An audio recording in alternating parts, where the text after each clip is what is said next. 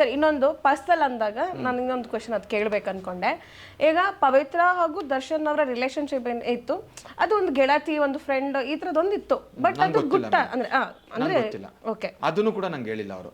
ಇದ್ರೆ ಅವ್ರು ಹೇಳ್ಬೇಕು. ಈ ರಿಲೇಶನ್ಶಿಪ್ ಇದು ನಂಗೆ ಗೊತ್ತೇ ಇಲ್ಲ ಮೇಡಮ್. ಓಕೆ ನಂಗೆ ಗೊತ್ತಿಲ್ಲ. ನನ್ನ ಪ್ರಕಾರ ಅವ್ರು ಏನು ಅಂತ ಅವ್ರು ಹೇಳಲಿ ಮೇಡಮ್. ಈಗ ಅವ್ರು ಹೇಳ್ದಿಲ್ಲದ್ನ ನಾವ್ ಹೇಳಕ್ ಹೋದ್ರೆ ಅಂದ್ರೆ ನಿಮ್ಗೆ ಅವ್ರಿಬ್ರ ರಿಲೇಶನ್ಶಿಪ್ ಯಾವ ತರ ಇತ್ತು ಅಂತಾನೆ ನಿಮ್ಗೆ ಹತ್ರ ಅಲ್ಲ, ಸಾಮಾಜಿಕ ಜಾಲತಾಣಗಳಲ್ಲಿ ನೋಡಿದೀವಿ, ಮಾಧ್ಯಮಗಳಲ್ಲಿ ನೋಡಿದೀವಿ, ಮತ್ತೆ ಇವ್ರೇನೋ ಪೋಸ್ಟ್ ಹಾಕೋದು ಇನ್ಯಾರೋ ಪೋಸ್ಟ್ ಹಾಕೋದಾಗ ನೋಡಿದೀವಿ. ಅದನ್ನ ಬಿಟ್ರೆ ನಮ್ಗೆ ವೈಯಕ್ತಿಕವಾಗಿ ಅವರು ನನ್ಗೆ ಅವ್ರು ಹೇಳಿಲ್ಲ, ನಾನು ಅದನ್ನ ಕೇಳಿ. ಆ ಪೋಸ್ಟ್ ವಿಚಾರಕ್ಕೆ ಬಂದಾಗ ಗುಟ್ಟಾಗಿದ್ದನ್ನ ಇವರೇ ಹೊರಗಡೆ ತೋರಿಸ್ಕೊಂಡು ಇಷ್ಟೆಲ್ಲ ನನ್ಗೆ ಹೇಳದ್ನಲ್ಲ ಮೇಡಮ್, ನನ್ನ ಪ್ರಕಾರ ಅದು ಯೂಸ್ಲೆಸ್ ಟಾಕ್ ಅನ್ಸುತ್ತೆ. ಯೂಸ್ಲೆಸ್ ಟಾಕ್ ಅಂದ್ರೆ ಯಾವುದೇ ತರ 1% ಕೂಡ ಯೂಸ್ ಇಲ್ಲ, ಸಮಾಜಕ್ಕೊಂದು ಒಳ್ಳೆ ಸಂದೇಶ ಇಲ್ಲ, ಆಮೇಲೆ ಬೇಕಾಗಿಲ್ಲ. ನಮ್ಮ ಜನಕ್ಕೆ ಸಮ್ಟೈಮ್ಸ್ ಏನಾಗುತ್ತೆ, ಕೆಲವೊಬ್ಬರಿಗೆ ಮಾಡೋಕ್ಕೆ ಸ್ವಲ್ಪ ಕೆಲಸ ಇರಲ್ಲ, ಅಂಥದಕ್ಕೆ ನಾವು ಇಂಪಾರ್ಟೆನ್ಸ್ ಕೊಡ್ತೀವಿ. ನನ್ನ ಪ್ರಕಾರ ಅಂಥ ವಿಚಾರಗಳಿಗೆ ಇಂಪಾರ್ಟೆನ್ಸೇ ಕೊಡಬಾರ್ದು. ನನ್ನ ಪ್ರಕಾರ ಈಗ ನಾನು ಮಾತಾಡ್ತಾ ಇದ್ದೀನಲ್ಲ, ಇದು ಕೂಡ ಸಮ್ಟೈಮ್ಸ್ ಯೂಸ್ಲೆಸ್. ಯಾಕೆ ಅಂತಂದ್ರೆ ನಾವು ನನ್ನ ಕ್ಲೈಂಟ್ನ ಡಿಫೆಂಡ್ ಮಾಡ್ತಾ ಇದ್ದೀನಿ, ಯಾಕಂದ್ರೆ ಆಕೆ ಬಗ್ಗೆ ಕೆಟ್ಟದಾಗೆಲ್ಲ ಮಾತಾಡ್ತಾರೆ ಅನ್ನೋದಕ್ಕೋಸ್ಕರ ನಾನು ಬಂದು ನಾನು ಸಮಯ ಕೊಟ್ಟು ನಾನು ಮಾಡ್ತಾ ಇದ್ದೀನಿ. ಬಿಟ್ರೆ ವೈಯಕ್ತಿಕವಾಗಿ it's a waste of time for me ವೈಯಕ್ತಿಕವಾಗಿ. ಆದ್ರೂ ನಾನು ಯಾಕೆ ಅಂದ್ರೆ ನಾನೇ ಡಿಫೆಂಡ್ ಮಾಡದೇ ಇದ್ರೆ, ಸಾಮಾಜಿಕ ಒಂದು ಬದ್ಧತೆ ಇಟ್ಕೊಂಡು ನನ್ನ ಪ್ರಕಾರ ಒಂದು ನ್ಯಾಯಯುತವಾಗಿ ನನ್ನ ಕ್ಲೈಂಟ್ಗೆ ಜಸ್ಟಿಸ್ ಕೊಡಿಸೋ ಅದು ಎಂದರೆ ಸಾಮಾಜಿಕವಾಗಿ ಕೂಡ ಒಂದು ಜಸ್ಟಿಸ್ ಕೊಡಿಸ್ಬೇಕು ಅನ್ನೋ ಒಂದು ಇಂಟೆನ್ಷನಿಂದ ನಾನು ಮಾಡ್ತಾ ಇದ್ದೀನಿ. ಬಿಟ್ಟರೆ ಖಂಡಿತವಾಗಿಯೂ ನನಗೆ ಇದ್ರ ಅವಶ್ಯಕತೆ ಇಲ್ಲ ಮೇಡಮ್. ಆ್ಯಂಡ್ ಇನ್ನೊಂದು ನೀವು ಮಾತನ್ನ ಮೆನ್ಷನ್ ಮಾಡಿದ್ರಿ ಆಗಲೇ, ಇನ್ವೆಸ್ಟರ್ಸ್ ಅಂತ ಹೇಳಿ ಅಷ್ಟೊಂದು ದೊಡ್ಡ ಬಂಡಲ್ ಕ್ರಿಯೇಟ್ ಮಾಡಿದ್ದಾರೆ ಅಂತಂದ್ರೆ ಯಾವ ಇನ್ವೆಸ್ಟರ್ಸ್? ಈ ಇದಕ್ಕೆ ನಪ್ಪ ಚಾರ್ಜ್ ಶೀಟ್ಗೆ ಯಾರಾದ್ರೂ ಇನ್ವೆಸ್ಟ್ ಮಾಡಿರ್ಬಹುದಾ ಅಂತಾನು ಹೇಳಿದ್ರೆ, ಈ ಇನ್ವೆಸ್ಟರ್ಸ್ ಅಂತ ಬಂದಾಗ ಯಾರು ಬರಬಹುದು? ಅಲ್ಲಲ್ಲ, ನಾನು ಹೇಳೋದು ಇನ್ವೆಸ್ಟರ್ಸ್ ಅಲ್ಲ. ಈ ಪೊಲೀಸ್ನವ್ರಿಗೆ ಒಂದೇನಾದ್ರೂ ಒಂದು ಪೇಪರು ಪೆನ್ನು ತಗೊಬೇಕು ಅಂದ್ರೆ ಲೆಕ್ಕ, ಏನೋ ಅವ್ರ ಮನೆಯಿಂದ ತಂದ್ಬಿಟ್ಟು ಮಾಡೋದಲ್ಲ. ನಾನು ನೋಡೋಣ ಇಷ್ಟರಲ್ಲೇ ಬರಿತೀನಿ, ಅದಕ್ಕೂ ಒಂದು RTI ಹಾಕ್ತೀನಿ, ನೋಡೋಣ ಅದು ಒಂದು ಟ್ರೈ ಮಾಡ್ತೀನಿ. ಚಾರ್ಜ್ ಶೀಟ್ಗೆ ಇಷ್ಟೆಲ್ಲ ಕಾಪೀಸ್ ಕೊಟ್ಟಿದ್ದೀರಾ, ಇದಕ್ಕೆ ಯಾರು ದುಡ್ಡನ್ನ ಕೊಟ್ರು, ಇದಕ್ಕೆ ದುಡ್ಡು ಎಲ್ಲಿಂದ ತಂದ್ರಿ ನಾನು ಕೇಳ್ತೀನಿ, ನೋಡೋಣ. ಅದು ಒಂದು ಕ್ಯೂರಿಯಾಸಿಟಿ ನನಗೂ ಇದೆ. ಬಹಳ ಖರ್ಚು ಮಾಡಿದ್ದಾರೆ, ಖರ್ಚು ಮಾಡಿರೋದನ್ನೆಲ್ಲ ನೋಡ್ತಾ ಇದೆ, ಇದಕ್ಕೆ ಎಲ್ಲಿಂದ ಬಂತು ನಾವು ಒಂದು ಕೇಳಬೇಕಲ್ಲ ಮೇಡಮ್. ಇದಕ್ಕೆ ಏನ್ ಬಿಲ್ ರೈಸ್ ಮಾಡಿದ್ರೆ, ಗೌರ್ಮೆಂಟ್ ಇಂದ ಎಷ್ಟು ದುಡ್ಡು ತಗೊಂಡ್ರು, ಇಲ್ಲ ಒಂದು ವಿಲ್ ಟ್ರೈ ಒನ್ಸ್. ಯಾಕಂದ್ರೆ ನನಗೆ ಖಂಡಿತ ಗೊತ್ತಿಲ್ಲ ಅದು, ಅಥವಾ ಯಾರ್ದಾದ್ರೂ ಪರ್ಸನಲ್ ಇಂಟ್ರೆಸ್ಟ್ ಇತ್ತಾ, ಅಥವಾ ನಿಮ್ಮ ಜೋಬಿಂದ ತಂದು ನಮ್ಮ ಸರ್ಕಾರದ ಒಂದು ಬೊಕ್ಕಸಕ್ಕೆ ನಷ್ಟ ಆಗ್ದಂಗೆ ಏನಾದ್ರು ನೋಡ್ಕೊಂಡ್ರ ಪೊಲೀಸ್ನವರು. Just will check it once, ನೋಡೋಣ. ಅದನ್ನು ಚೆಕ್ ಮಾಡಬೇಕು. ಯಾಕಂದ್ರೆ ಈ ತರ ಡಾಕ್ಯುಮೆಂಟ್ಸ್ಗಳು ನಾನು ಯಾವತ್ತೂ ಕೂಡ ನಾನು ನೋಡಿರಲಿಲ್ಲ. ಬಟ್ ಖಂಡಿತ ಒಂದು ಕಾಪಿನ I will keep it safe. And Darshan ಅವರ ಕೇಸ್, ಇದೇನು ಕೇಸ್ ಇದೆ, ರೇಣುಕಾ ಸ್ವಾಮಿ ಅವರ ಕೇಸ್ ಇದೆ, ಇದು ಸೆಲೆಬ್ರಿಟಿ ಕೇಸ್ ಆಗೋಯ್ತು. ಈಗ ಎಷ್ಟೊಂದು ಕೇಸ್ಗಳು ಬರುತ್ತೆ, ಈಗ ನಿಮಗ್ ಗೊತ್ತಿರೋಗೆ ಎಷ್ಟು ಕೇಸ್ಗಳು ಇರುತ್ತೆ, ಸಾವಿರಾರು ಮರ್ಡರ್ ಆಗುತ್ತೆ. ಬಟ್ ಇದ್ಯಾಕೆ ಸೆಲೆಬ್ರಿಟಿ ಕೇಸ್ ಆಯ್ತು ಅಂತ? ಅಲ್ಲದ ಆಗ್ಲಿಲ್ಲ, ಮಾಧ್ಯಮದವ್ರು ನೀವು ಮಾಡಿದ್ದು ಅದೇ ಸರಿ. ಅಗೇನ್ ನಮ್ಮ ಹತ್ರನೇ ಬರಬೇಡಿ, ಯಾಕಂದ್ರೆ ನಮಗೇನ್ ಇನ್ಫಾರ್ಮೇಶನ್ ಬರುತ್ತೆ ನಾವು ಅದನ್ನ ಸುದ್ದಿ ಮಾಡ್ತೀವಿ. ಯಾಕೆ ಇವತ್ತು ರಾಜ್ಯದಾದ್ಯಂತ ಎಷ್ಟು ಮರ್ಡರ್ ಆಗಿದೆ, ನೀವು ಯಾವ್ದಾನ ಒಂದು ಮರ್ಡರ್ ನಾವು ಅದ್ರ ಬಗ್ಗೆನೂ ಧ್ವನಿ ಎತ್ತಿದ್ದೀವಿ. ಅಲ್ಲ, ಈ ಲೆವೆಲ್ಗೆ ಧ್ವನಿ ಯಾವ ಮಾಧ್ಯಮದಲ್ಲೂ ಎತ್ತಲ್ಲ. ನಾನು ಹೇಳೋದು ಅದಕ್ಕೆ ನಾನು ಕೇಳ್ತಾ ಇದ್ದೀನಿ, ಇವತ್ತು ಪ್ರೆಸೆಂಟ್ಲಿ ಎಷ್ಟು ಮರ್ಡರ್ ಆಗಿದೆ ಹೇಳಿ. ನನ್ನ ಪ್ರಕಾರ ಈ ಒಂದು ದಿವಸದಲ್ಲಿ ಎಷ್ಟು ಮರ್ಡರ್ ಆಗಿದೆ ಅಂತ ನೀವು ಹೇಳಿದ್ರೆ, ಮೇಡಮ್ ಒಂದು ದಿವಸದಲ್ಲಿ ಕಡಿಮೆ ಅಂದ್ರು ನಮ್ಮ ರಾಜ್ಯದಲ್ಲಿ 100 ಮರ್ಡರ್ ಆಗಿರುತ್ತೆ, ಹತ್ತಲ್ಲ 100 ಆಗಿರುತ್ತೆ.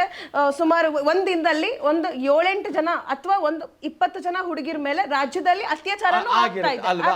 ನನಗೆ ನಿಮ್ಗೆ ಯಾರಾದ್ರು ನೋಡಿ, ನೀವು ಎಷ್ಟು ಬುದ್ಧಿವಂತರಿದ್ದೀರಾ, ಒಂದ್ 5 ಜನದ ಹೇಳಿ ನೋಡೋಣ, ಎಕ್ಸೆಪ್ಟ್ ಇನ್ ದಿಸ್ ಕೇಸ್. ಒಂದ್ 5 ಜನದ ಇವತ್ತಿಂದು, ಒಂದು 5 ಬೇಡ, ಇವತ್ತು ನಡೆದ್ರೆ 2 ಘಟನೆ ಹೇಳಿ ನೋಡೋಣ. ಗೊತ್ತಿರಲ್ಲ. ಹೌದು, ನಿಮ್ಗಲ್ಲ ಮೇಡಮ್, ನಿಮ್ ತಪ್ಪಲ್ಲ, ಯಾರಿಗೂ ಗೊತ್ತಿರಲ್ಲ. ನಾನು ಹೇಳೋದು ನಿಮ್ಗಲ್ಲ, ಯಾರಿಗೂ ಗೊತ್ತಿರಲ್ಲ, ನನಗೂ ಗೊತ್ತಿರಲ್ಲ. ಯಾಕಂದ್ರೆ ಈಗ ವೆರಿ ಗುಡ್ ಫುಡ್, ಓಕೆ, ಈಗ ಕೆಲವೊಂದು ವ್ಯಕ್ತಿಗಳಿರ್ತಾರಲ್ಲ, ಕೆಲವೊಬ್ಬರಿಗೆ ಒಳ್ಳೆ ಆಹಾರ, ಕೆಲವೊಬ್ಬರಿಗೆ ಒಳ್ಳೆ ಬೆನಿಫಿಟ್. ಸೊ ಹಾಗಾಗಿ ಈ ಕೇಸು ತುಂಬಾ ಬೆನಿಫಿಟ್ ಆಗುತ್ತೆ. ಸರ್, ಇದರಲ್ಲಿ ರಾಜಕೀಯ ವ್ಯಕ್ತಿಗಳು ಅವರೆಲ್ಲ ಇನ್ವಾಲ್ವ್ ಆಗಿದ್ದಾರೆ ಇರ್ಬೋದು ಮೇಡಮ್, ಖಂಡಿತ ಇರ್ಬೋದು. ಬಿಕಾಸ್ ಇಷ್ಟೊಂದು ಮುತುವರ್ಜಿಯಿಂದ ಯಾವ ಕರ್ನಾಟಕ ರಾಜ್ಯದಲ್ಲಿ ಸೆಷನ್ ಕೋರ್ಟ್ ಅಲ್ಲಿ ಬೇಲ್ ಆಯ್ತು ಅಂದ್ರೆ, ಫಾರ್ ಎಕ್ಸಾಂಪಲ್, ಪಕ್ಕದಲ್ಲಿರೋ ಹೈಕೋರ್ಟ್ಗೆ ಕ್ಯಾನ್ಸಲೇಷನ್ ಹೋಗಲ್ಲ ಪ್ರಾಸಿಕ್ಯೂಷನ್. ಸೆಷನ್ ಕೋರ್ಟ್ ಅಲ್ಲಿ ಬೇಲ್ ಆದ್ರೆ ಪಕ್ಕದ ಹೈಕೋರ್ಟಿಗೆ ಕ್ಯಾನ್ಸಲೇಷನ್ ಹೋಗಲ್ಲ ಅಂಥದ್ರಲ್ಲಿ. ಆಮೇಲೆ ಎಷ್ಟೋ ಮರ್ಡರ್ ಅಲ್ಲಿ ಪ್ರತಿಯೊಂದು ಜೀವನೇ. ಸ್ಪೆಷಲ್ ಪ್ರಾಸಿಕ್ಯೂಷನ್ ಅನ್ನ ಅಪಾಯಿಂಟ್ ಮಾಡೋಲ್ಲ. ಇದರಲ್ಲಿ ಸ್ಪೆಷಲ್ ಪ್ರಾಸಿಕ್ಯೂಷನ್ ಅಪಾಯಿಂಟ್ ಮಾಡ್ತಾರೆ, ದೊಡ್ಡ ಟೀಮ್ ಅನ್ನು ಅಪಾಯಿಂಟ್ ಮಾಡ್ತಾರೆ, ಇನ್ವೆಸ್ಟಿಗೇಷನ್ಗೆ ACPನೇ ಅಪಾಯಿಂಟ್ ಮಾಡ್ತಾರೆ. ಓಕೆ, ಜೊತೆಗೆ ಬೈಲ್ ಆಗೋದು ಹೈಕೋರ್ಟ್ ಅಲ್ಲಾದ್ರೆ ಇಲ್ಲಿಂದ ಡೆಲ್ಲಿಗೆ ಹೋಗ್ತಾರೆ. ಒಂದು ದೊಡ್ಡ ನಿಯೋಗ ತರ ಪ್ರಾಸಿಕ್ಯೂಷನ್ ಟೀಮೇ ಇರುತ್ತೆ. ಸೊ ಅದ್ರ ಅರ್ಥ ಏನು? ಇದು ಗೌರ್ಮೆಂಟ್ಗೆ ನಾಲೆಡ್ಜ್ ಇಲ್ಲದೆ ಪ್ರಾಸಿಕ್ಯೂಷನ್ ಡೆಲ್ಲಿ ತನಕ ಹೋಗುತ್ತಾ? ಖಂಡಿತ ಇಲ್ಲ ತಾನೆ. ಇವಾಗ ನೀವು ನಿಮ್ಮ ಟಿವಿ ಹೆಡ್ ಹೇಳ್ದೆ ಇಲ್ಲಿಗೆ ಬಂದು ಇಂಟರ್ವ್ಯೂ ಮಾಡ್ತಾ ಇದ್ದೀರಾ? ಚಾನ್ಸ್ ಹೌದು, ಇನ್ಫಾರ್ಮ್ ಮಾಡೇ ಬಂದಿರ್ತೀವಿ. ಮಾಡ್ಲೇ ಬರ್ಬೇಕು ನೀವು. ಹೌದು, ಇನ್ಫಾರ್ಮ್ ಮಾಡೇ ಬರ್ತೀವಿ. ಆಯ್ತಾ? Same thing. ಪ್ರತಿಯೊಂದು ಸರ್ಕಾರಕ್ಕೆ ಹೋಮ್ ಡಿಪಾರ್ಟ್ಮೆಂಟ್ಗೆ ಇನ್ಫಾರ್ಮ್ ಮಾಡೇ ಪ್ರಾಸಿಕ್ಯೂಷನ್ ಡೆಲ್ಲಿಗೆ ಹೋಗಿರುತ್ತೆ. ಸೊ ಅಂಥದ್ರಲ್ಲಿ ದರ್ಶನ್ ಕೇಸಲ್ಲಿ ಸಾರಿ ಟು ಸೇ ದಿಸ್, ನನಗೆ ಪದೇ ಅವರು ಪಾಪ ಅವ್ರ ಮೇಲಿನ ಪ್ರೀತಿ ಇದೆ, ನನಗೆ ಅವ್ರ ಹೆಸರು ಬಂದ್ಬಿಡುತ್ತೆ. ಪದೇ ಪವಿತ್ರ ಕೇಸಲ್ಲೇ ಯಾಕೆ ಅಪೀಲ್ ಹೋದ್ರು? ಪವಿತ್ರ ಕೇಸಲ್ಲೇ ಯಾಕೆ ಅಪೀಲ್ ಹೋದ್ರು? ಬಿಕಾಸ್ ಈ ಕೇಸ್ ಬಗ್ಗೆ ಒಂದು ಬಹಳ ಚಾಲೆಂಜಿಂಗ್ ಆಗಿ ತಗೊಂಡಿದ್ದಾರೆ, ಬಹಳ ಗ್ಲೋರಿ ಮಾಡಿದ್ದಾರೆ. ಅಂಡ್ ಅಗೇನ್ ನೀವು ಅಂದ್ರೆ ಮೆನ್ಷನ್ ಮಾಡಬೇಡಿ ಅಂತ ಹೇಳಿದ್ರೆ, ಬಟ್ ನಾನು ಮೆನ್ಷನ್ ಮಾಡ್ತಿದ್ದೀನಿ. ದರ್ಶನ್ ಅವರಿಂದ ಪವಿತ್ರ ಅವರಿಗೆ ಹೊಡ್ತಾ ಬೀಳ್ತಿದೆ ಈ ಕೇಸಲ್ಲಿ. ಅಂದ್ರೆ ಅವ್ರು ಇರೋದ್ರಿಂದ ಅವ್ರಿಗೆ ಯಾರಿಂದ ಹೊಡ್ತಾ ಬೀಳ್ತಾ ಇದೆಯೋ ಅಂತೂ ಪವಿತ್ರಾಗಿ ಬೀಳ್ತಾ ಇದೆ. ನನಗೆ ಅವ್ರ ಹೆಸರು ಹೇಳಕ್ಕೂ ಖಂಡಿತವಾಗಿಯೂ ನಾನು ಅವ್ರ ಹೆಸರು ತಗೊಳಕ್ ಇಷ್ಟಪಡಲ್ಲ. ನೀವು ಪದೇ ಎಷ್ಟು ಸಲ ಕೇಳಿದ್ರು ನನ್ನ ಹೆಸರನ್ನ ತಗೊಳಲ್ಲ. ನಂಗೆ ಯಾಕೋ ಇಂಟ್ರೆಸ್ಟೇ ಇಲ್ಲ. ಯಾಕಂದ್ರೆ ನನಗೂ ಬಹಳ ಬೇಜಾರಾಗಿದೆ. ಆ್ಯಂಡ್ ಜೊತೆಗೆ ನನಗೇನಂದ್ರೆ ಇದೆಲ್ಲ ನೋಡ್ತಾ ಇದ್ರೆ ನಮ್ಗೆ ಏನು ಅನ್ಸುತ್ತೆ, ಸಮ್ಟೈಮ್ಸ್ ಈ ಪ್ರಚಾರ ಅನ್ನೋದು ಹೆಂಗೆ ಗೊತ್ತಾ, ಕತ್ತಿ ಥರ ಈ ಕಡೆಯಿಂದನೂ ಹೊಡೆಯುತ್ತೆ, ಈ ಕಡೆಯಿಂದನೂ ಹೊಡೆಯುತ್ತೆ. ಆಯ್ತಾ? We should have balance. Sometimes ಇವಾಗ ನಾವು ಬಂದು ಇಷ್ಟು ಡಿಫೆಂಡ್ ಮಾಡ್ತಿರ್ತೀವಲ್ಲ, ಅದು ಇಲ್ಲಿಂದನೂ ಹೊಡಿತಾ ಇದೆ, ಇಲ್ಲಿಂದನೂ ಹೊಡಿತಾ ಇದೆ.